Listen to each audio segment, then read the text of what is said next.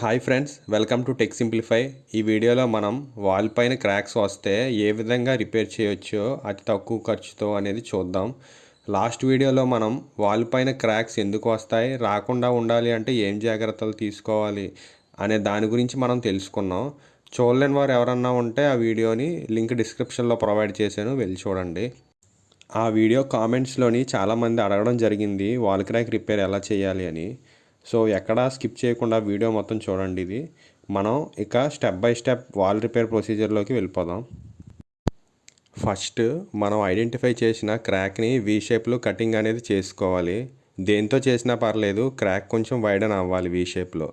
We షేప్లో క్రాక్ని cut చేయడం వల్ల క్రాక్ ఎడ్జెస్లో ఉన్న లూజ్ అండ్ అన్స్టేబుల్ మెటీరియల్ మొత్తం రిమూవ్ అయిపోద్ది.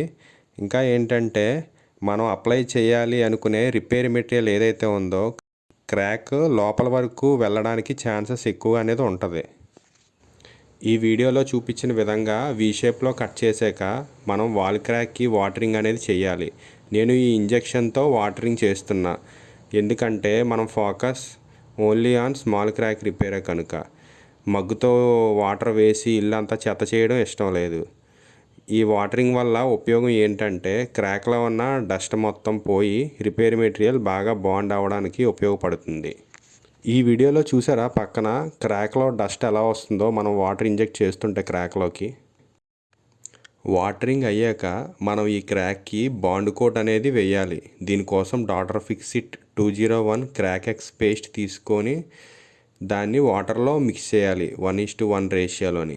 అంటే పేస్ట్ ఎంత తీసుకుంటే వాటర్ కూడా అంతే తీసుకోవాలి. ఈ వీడియోలో చూపించిన విధంగా దీన్ని బాగా మిక్స్ చేసుకొని వీకట్ క్రాక్లో ఇంజెక్ట్ చేసుకోవాలి.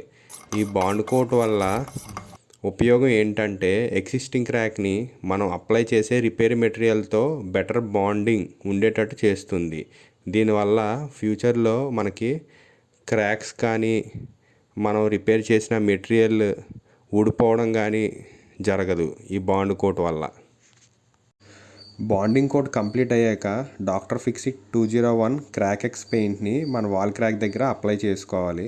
మనకి మార్కెట్లో చాలా ఉన్నాయి, కాకపోతే నేను డాక్టర్ ఫిక్సిట్ ఎందుకు తీసుకున్నాను అంటే ఇందులో ఫైబర్ రైన్ఫోర్స్డ్ మెటీరియల్ ఉంటుంది. అంటే ఏంటంటే చిన్న చిన్న కాటన్ ఫైబర్స్ టైప్లోని మనకి ఆ క్రీమ్లో కలిపి ఉంటుంది మెటీరియల్. ఈ పిక్చర్లో చూసినట్టయితే మీకు కనిపిస్తుంది.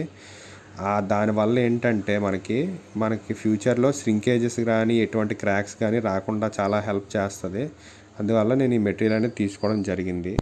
ఇప్పుడు డాక్టర్ ఫిక్సిట్ క్రాక్ ఎక్స్ పేస్ట్ని వాల్ క్రాక్ అనేది 2 కోట్స్లో అప్లై చేయాలి. మనం ఫస్ట్ కోట్ అప్లై చేసాక డ్రై అయిపోయాక సెకండ్ కోట్ అనేది అప్లై చేయాలి. ఇలా 2 కోట్స్ అప్లై చేయడం వల్ల ఏంటంటే మనకి స్ట్రెంగ్త్ అనేది బాగా ఎక్కువగా వస్తుంది ఆ వాల్ క్రాక్ దగ్గర. ఇంకా మనకి ఫినిషింగ్ కూడా బాగుంటుంది. 2 కోటింగ్స్ అయిపోయాక నెక్స్ట్ డే మనం శాండ్ పేపర్ తోటి రబ్ చేసుకొని ఏమన్నా అన్ఈవెన్ సర్ఫేసెస్ ఉంటే దానివల్ల ఏంటంటే స్మూత్నెస్ అనేది వస్తుంది మనకి. మనం ఈ ప్రాసెస్ కంప్లీట్ అయిపోయాక 7 డేస్ అనేది కంటిన్యూస్గా క్యూరింగ్ అనేది చెయ్యాలి. 7 డేస్ క్యూరింగ్ అయిపోయాక మనం వాల్ ఎగ్జిస్టింగ్ కలర్ తోటి మనం రిపేర్ చేసిన పోర్షన్ మీద పెయింట్ చేసుకుంటే సరిపోద్ది. ఇంకా లాస్ట్ అండ్ ఫైనల్ స్టెప్ ఏంటంటే లైక్ కొట్టడం మర్చిపోకండి ఫ్రెండ్స్. మీకు ఏమైనా డౌట్స్ ఉంటే కామెంట్ చేయండి, ఆన్సర్ చేస్తా. Meanwhile slap the like button. Thank you. Tech simplify.